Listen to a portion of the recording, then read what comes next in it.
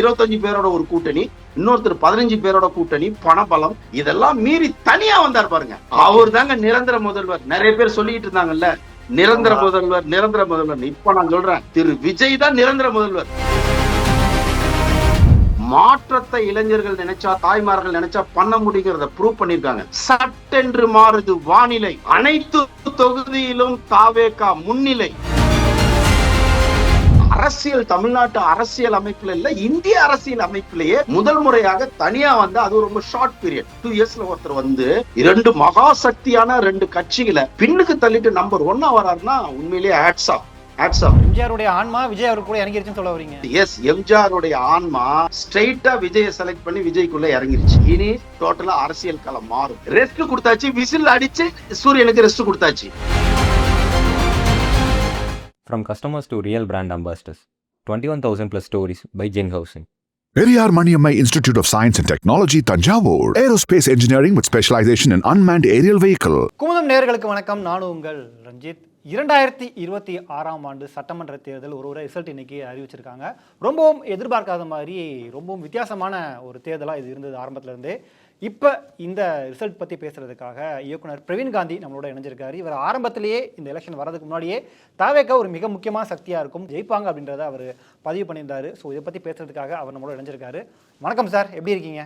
வணக்கம் sir. Almost நீங்கள் சொன்னது இப்போ இந்த தேர்தல் ரிசல்ட் மூலமாக தெரிய வந்திருக்கு. இதை எப்படி பார்க்குறீங்க? ஏன்னா பலருமே விமர்சனம் பண்ணுறாங்க, இது வந்து ரொம்பவும் எதிர்பார்க்காத ஒரு தேர்தலாக இருக்குது. இப்படி நேர்மாறாக வந்திருக்கே, திமுக வந்து 3வது இடத்துக்கு வந்திருக்காங்க, விஜய் லீடிங்கில் போயிட்டு இருக்காரு, அதுவும் கூட்டணி எதுவுமே இல்லாமல் அப்படிங்கிறத இது எப்படி பார்க்குறீங்க?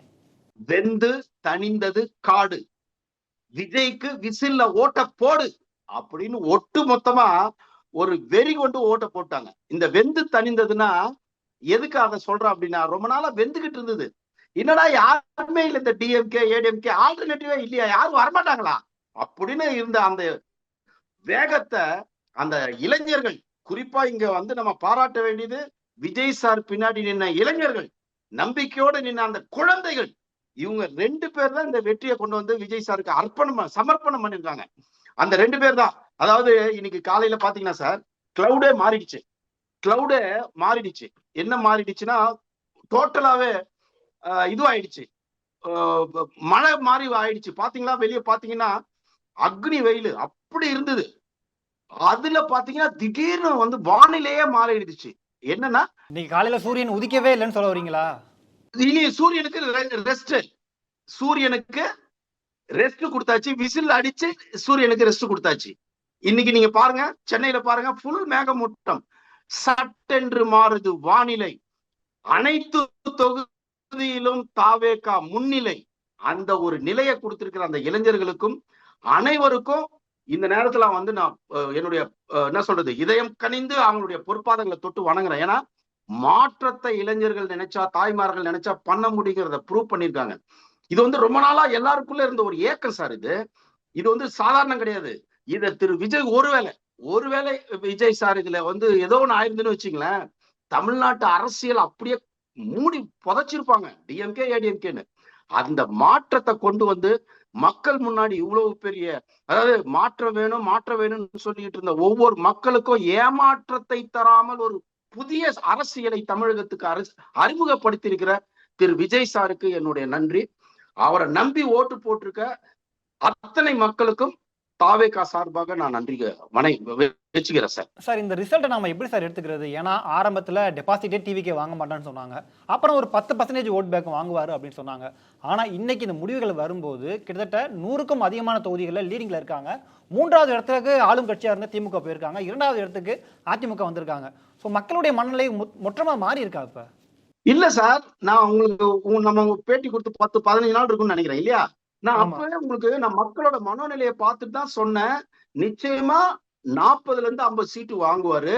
ஏதாவது ஒரு மேஜிக் நடந்தா அவர் ஆட்சி அமைப்பார் நான் உங்களுக்கு சொன்னேன், 10-15 நாளுக்கு முன்னாடி சொன்னேன். அந்த மேஜிக் என்ன தெரியுமா சார்? குழந்தைங்க. ஒவ்வொரு வீட்லயும் நாங்க வந்து ஓட்டு கேட்க போன ஒவ்வொரு வீட்லயும் பாத்தீங்கன்னா சார், எல்லா வீட்லயும் குழந்தைங்க வந்து ஒரு நல்ல வைப்ரேஷனை உருவாக்கிட்டாங்க. விஜய் எங்களுக்கு தான், விஜய் எங்களுக்கு எப்பவுமே சார், குழந்தைங்கன்றது தெய்வம் மாதிரி. அந்த குழந்தைங்களுக்கு என்னமோ ஒரு வைப்ரேஷன் வந்துருச்சு, விஜய் சார் வேணும்னு.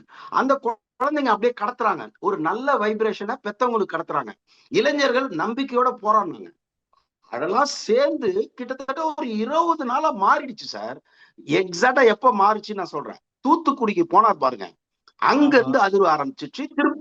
தூத்துக்குடி, திருப்பூர், அந்த 2 இடத்துல இருந்து மக்கள் வந்து அவரை ரொம்ப தீவிரமா கவனிக்க ஆரம்பிச்சாங்க, காதலிக்க ஆரம்பிச்சிட்டாங்க. ஏற்கனவே விஜய் சார்ன்ற ஒரு வெரி குட் ஒப்பீனியன், ரஜினி சாருக்கு அடுத்து விஜய் சார் தான் அப்படிங்கிற ஒப்பீனியன்ல இருந்தவங்க தலைவனாவே தேர்ந்தெடுக்கணும்னு ஒரு முடிவு கடைசி ஒரு 15 நாள்ல எடுத்துட்டாங்க.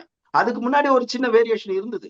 ஏன்னா 2 கட்சியும் 25 பேரோட ஒரு கூட்டணி, இன்னொருத்தர் 15 பேரோட கூட்டணி, பணபலம், இதெல்லாம் மீறி தனியா வந்தார் பாருங்க. கூட்டணி எதுவும் இல்லாம ஜெயிச்சதான் ஒரு பெரிய விஷயமா பார்க்கப்படுதுங்க. அவரு தனியா வந்ததை நம்ம என்ன நினைச்சோம்னா, ஐயோ மாட்டிக்கிறாரு இவங்க கிட்ட இப்படி நான்லாம் அப்படிதான் நினைச்சேன். ஆனா அது என்னவா கன்வெர்ட் ஆயிடுச்சுன்னா தில்லா மாறிடுச்சு. தில்லுடா தனியா வந்து நிக்கிறாரா, இத்தனை பேர் பாவம் கஷ்டம் கொடுக்குறாங்க, இவரை விடக்கூடாதுன்னு மக்களுக்கு அந்த தனியா நிக்கிறத பிளஸ்ஸா மாறிடுச்சு. சோ அப்போ அவருடைய வெற்றியை இறைவன் உறுதி பண்ணிட்டாரு. அந்த வெற்றியை இறைவன் உறுதி பண்ணதுனால இன்னைக்கு அவர் அந்த உச்சத்துக்கு போயிட்டாரு. நான் இப்ப சொல்றேன், இப்போதைய இதுல வந்து 110 105ல இருந்து 110 முன்ன பின்ன இருக்கு. நான் சொல்றேன் அவர் 120 சீட்டு வாங்குவார். கன்ஃபார்மா 120ல ஜெயிப்பாருன்னு சொல்றீங்க? கன்ஃபார்மா வரும் சார். இந்த 3 மணி டைம் இருக்கு. 110ல இருந்து 120 கன்ஃபார்மா வந்துருவார் சார். இல்லனா கூட சில கட்சிகள் அவருக்கு சப்போர்ட் பண்ணும், சில கட்சிகள் சப்போர்ட் பண்ணும். அடுத்த தமிழக முதல்வர் அவர்தான். அவர் தாங்க நிரந்தர முதல்வர். நிறைய பேர் சொல்லிட்டு இருந்தாங்கல்ல நிரந்தர முதல்வர், நிரந்தர முதல்வர். இப்ப நான் சொல்றேன், திரு விஜய் தான் நிரந்தர முதல்வர் சார். ஆனா போன வாரம் கருத்து கணிப்புகள்லாம் எல்லாரும் வெளியிட்டு இருந்தாங்க இல்லையா? அதுல ஒரே ஒரு நிறுவனம் மட்டும்தான் விஜய்க்கு ஆதரவு போட்டாங்க. மத்த எல்லாருமே டிஎம்கே தான் ஜெயிப்பாங்க சொல்லியிருந்தாங்க. இப்ப கருத்து கணிப்புகளையுமே பொய்யாக்கி இருக்காரா விஜய்? இல்ல, அது என்ன சொல்றது, ஒரு இனிப்பு கலந்த கருத்து கணிப்பு தான் அது. 7 பேர் எடுத்தாங்க. அதுல 4 பேர் டிஎம்கேன்றாங்க, 2 பேர் ஏடிஎம்கேன்றாங்க.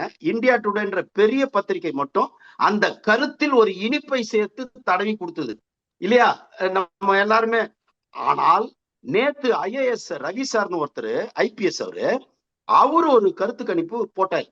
அதாவது டிபார்ட்மெண்ட் ஆளுங்க எல்லாம் வச்சு விஜய் 41% ஓட்டு எடுப்பாரு முந்தா நேத்து அதை ரிலீஸ் பண்ணாரு அவரு. சோ அது வந்து பெரிய தாக்கத்தை ஏற்படுத்தி அதுக்கப்புறம் தான் எல்லாரும் பயப்பட ஆரம்பிச்சாங்க. ஏற்கனவே பயம் வந்துருச்சு, விஜய் சார் என்னமோ பண்ண போறாருன்னு. படம் வந்து சினிமா பாணியில சொன்னா அந்த ஓப்பனிங் சூப்பரா இருக்கும்பா, அப்புறம் தொங்குன்னு பார்த்தா இது அந்த தேட்டர் கட்டின இது வரைக்கும் தேட்டர் கட்டினதுல ஒரு ரெக்கார்டு இருக்கும் இல்லையா, ஒவ்வொரு தேட்டருக்கு ஒரு ரெக்கார்டு இருக்கும்ல, அத்தனை ரெக்கார்டையும் ஒரு படம் உடைக்கும்.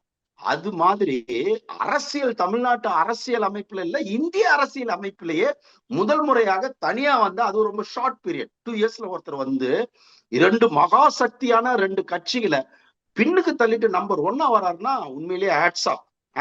இந்த இடத்துல தான் சார் ஒரு கேள்வி எழுகுது. ஏன்னா ஆளும் கட்சியா இருக்கக்கூடிய திமுக கட்சி 3வது இடத்துக்கு போயிருக்காங்க. அப்படி என்ன சார் மக்களுக்கு அவங்க மேல கோபம்? மக்கள் ஏன் இந்த ஒரு தீர்ப்பை கொடுத்துருக்காங்க அவங்களுக்கு?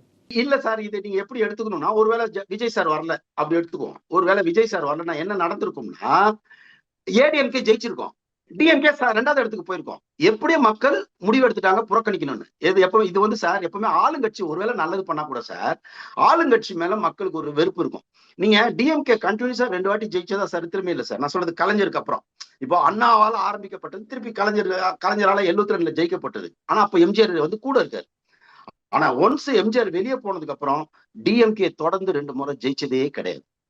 ஓகே, அப்ப இந்த முறையும் அவங்க நிச்சயமா தோல்வியை தான் சந்திச்சிருப்பாங்க. ஆனா 2வது இடத்துக்கு போயிருப்பாங்க. இப்ப விஜய்னு ஒரு அசுர புயல் ஒண்ணு வந்ததுனால அடிச்சு எல்லாத்தையும் நடுநடுங்க வச்சிருச்சு அந்த புயல். இப்ப இந்த புயலை நீங்க சமாளிக்கணும்னா முதல்ல நீங்க சாதாரண பயல் நினைச்சிருப்பீங்க, சின்ன பய விசில் அப்படி நினைச்சிருப்பீங்க. ஆனால் அது ஒரு அதிரடியான ஒரு புயலாக மாறிவிட்டது அரசியல் களத்திலேயே. இன்னைக்கு ஒண்ணு இல்ல சார், வெஸ்ட் பெங்கால் வந்து பாத்தீங்கன்னா சார் ஒரு முக்கியமான அதிர்வு. ஏன்னா மம்தா பானர்ஜி யாராலையும் நெருங்க முடியாத இடத்துல பிஜேபி போயிடுச்சு. ஆனா பிஜேபியில இருக்கிறவங்களே அவங்களுக்கு வெஸ்ட் பெங்கால்ல ஜெயிச்சது பெரிய மேட்டர் கிடையாது. அவங்களுக்கு தமிழ்நாட்டுல விஜய் இவ்வளவு பெரிய சக்தியா, முதல் முறையிலே இவ்வளவு பெருசான்றதா இன்னைக்கு வெஸ்ட் பெங்காலை தாண்டி, ஓகே, வங்கத்தை தாண்டி, வங்க கடலையும் தாண்டி நம்ம சங்க தமிழன் விஜயோட புகழ் வந்து இந்தியா பூரா அதிர்வு. நீங்க வேணா பாருங்க, ஒரு வாரத்துக்கு எல்லா நேஷனல் சேனல்லையும் திரு விஜயோட வெற்றியை பத்தியே பேசிட்டு இருப்பாங்க. அவ்வளவு பெரிய அதிர்வு இது.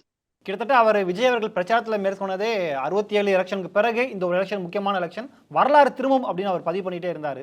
நிரூபிச்சிட்டார் அந்த வரலாறு. இப்ப அவர் எம்ஜிஆருக்கு பிறகு அந்த ஒரு விஷயத்த எம்ஜிஆர் அந்த ஒரு நல்ல மனுஷர், எம்ஜிஆர் நல்ல மனிதர், அவருடைய சோல் வந்து இவருக்குள்ள இறங்கிடுச்சு நான் நம்புறேன் சார்.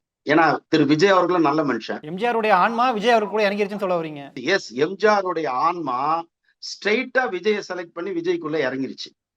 அவங்க சொல்லிட்டு இருப்பாங்க எடப்பாடின்னு. எடப்பாடியில பத்தல. ஜெயலலிதா மேடம் இருந்த வரைக்கும் ஓகே, எடப்பாடிலாம் பத்தல. ஏன்னா எம்ஜிஆர்னு ஒரு பெரிய ஆளால உருவாக்கப்பட்ட கட்சிக்கு எடப்பாடி அவர்கள் பத்தல. அதான் உண்மை. அதை மீறி அவங்க வந்து செகண்டா வந்திருக்காங்கன்னா அது டிஎம்கே மேல இருக்கிற அதிருப்தி. டிஎம்கேக்கு ஆல்டர்னேட்டிவ் வேணும். ஓகே, எடப்பாடியை போடலான்றதான் போட்டாங்களே தவிர ஒரு எம்ஜிஆரால் உருவாக்கப்பட்ட ஒரு கட்சியை தொடர்ந்து எடுத்துட்டு போறதுக்கான வலிமையும் திரு எடப்பாடி கிட்ட இருக்கானா இல்ல. அது வந்து இப்போ திரு விஜய் கிட்ட வந்துச்சு. இனி நான் ஒண்ணு சொல்லிக்கிறேன் சார். இனி டோட்டலா அரசியல் களம் மாறும். புதுசா யாரோ வருவாங்க. ஏன்னா இதுக்கப்புறம் ஒண்ணு இல்ல, நம்ம ஜல்லிக்கட்டு இது நடந்தது இல்லைங்களா, அந்த நேரத்துல ஒரு இளைஞர்கள் கூட்டம் எந்திரிச்சுது ஜல்லிக்கட்டு அப்போ. ஆனாலும் அந்த இளைஞர்கள் கூட்டம் வந்து தொடர்ந்து அரசியலுக்கு வர முடியல. ஏன்னா அரசியல்னா டிஎம்கே ஏடிஎம்கே கோடியா பணம் வேணும், இல்லைன்னா வர முடியாதுன்னா ஒரு கட்டமைப்பு இருந்தது பாத்தீங்களா. அத்தனை கட்டமைப்பையும் தனியா ஒருத்தர் வந்து அடிச்சு செங்கலா செதற விட்டாப்ல. அதாவது தெரிக்க விட்டாரு. தெரிநாயகன் தெரிக்க விட்டு விட்டார். இதை போடுங்க, தெரிநாயகன் அரசியலில் தெரிக்க விட்டு விட்டார் அப்படின்னு போடுங்க. சோ அந்த மாதிரி ஒரு அதிர்வை வந்து பண்றது. இப்போ ஒரு சந்தேகம் எல்லாருக்குமே இருக்கு சார். ஒருவேளை இப்ப விஜய் அவர்கள் லீடிங்ல இருக்காரு, முதல்வர் ஆயிட்டாருன்னா அடுத்த 5 வருஷம் தமிழக வெற்றி கழகத்தால விஜயால தமிழ்நாட்டை கண்ட்ரோலா கொண்டுட்டு போக முடியுமா? ஏன்னா முதல் முறை ஜெயிச்சிருக்காரு. இப்போ சார் எப்பவுமே ஒவ்வொருத்தருக்கும் ஒரு புது கேள்வி கிளம்பும்.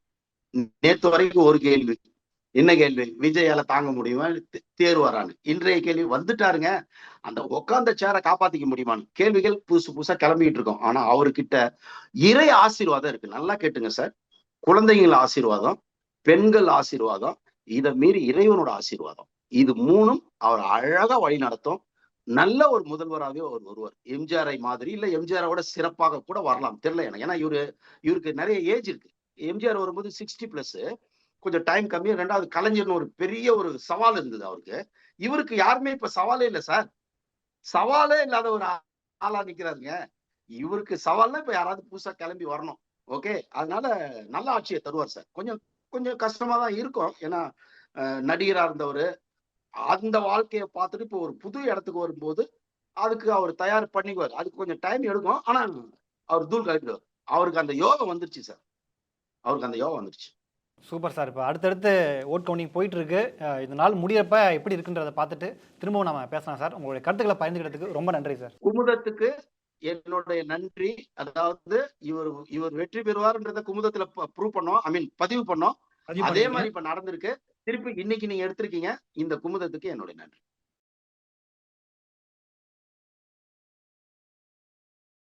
From customers to real brand ambassadors, 21,000+ stories by Jin Housing.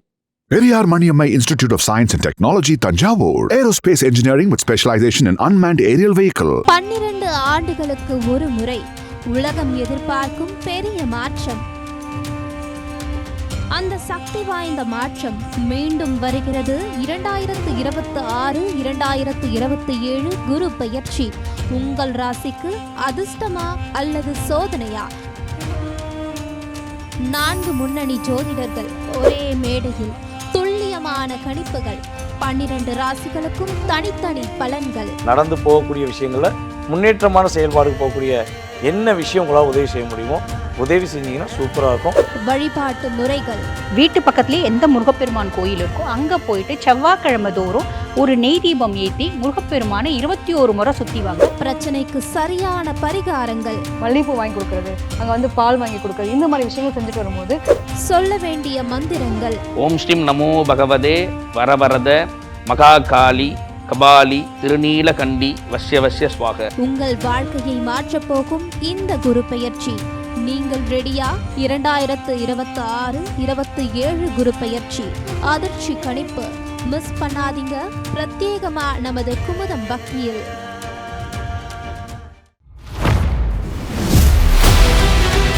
பல கோடி மக்கள் வாக்களித்த ஜனநாயக திருவிழா. விறுவிறுப்பான தேர்தல் முடிவுகள், நொடிக்கு நொடிக்கு நொடி கல நிலவரம். தமிழ்நாட்டின் கிங் மேக்கர் யார்? மே 4 காலை 7 மணி முதல் நமது குமுதம் நியூஸ் நேரலையில் காணலாம்.